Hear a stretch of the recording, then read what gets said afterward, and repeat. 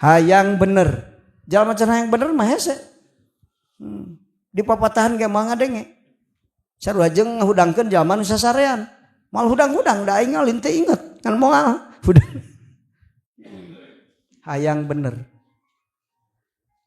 Bifadlillah Kang ari hayang bener teh tidak mengenal siapa. Ya anak ajengan, ieu teh anak bangsat ya. Aya anu hayang bener. Jalma teu bener bapana. Tapi aya teu hayang bener padahal bapana ulama. Teu hayang bener sia. Da fadl Allah eta mah hese kan. Tak aya anu teu soleh bapak budak jadi soleh. Aya anu soleh bapak nu budak teu soleh-soleh. Aya kan. Da bi fadlillah hak prerogatif Allah eta. Tak ulah agul keturunan. Aing turunan wali. Ya heula wali bapak maneh hebat. Ari maneh hebat teu. Tanyakeun. Sok aya nya nu ngagul-ngagul turunan. Tanyakeun heula eta nu di turunan urang di leluhur urang turun teu ka urang. Penting qiyamul lail bapak aing 50 rakaat. Ari urang subuh ge kaliwat.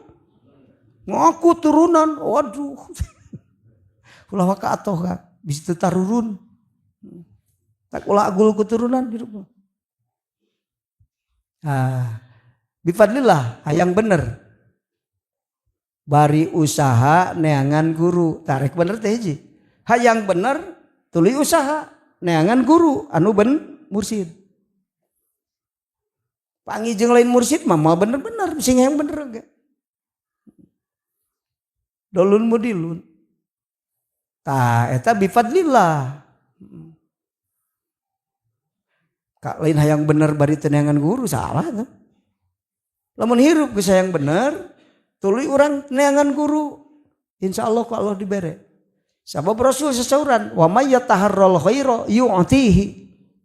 Sajal manu hayang bener bari usaha, neangan bener ku Allah dibere bener. Wa may yatawaqqas syarra yuqihi. Sajal anu berusaha menghindar tina salah, maka ku Allah dijauhkeun tina salah. Eta hadis Rasul kan.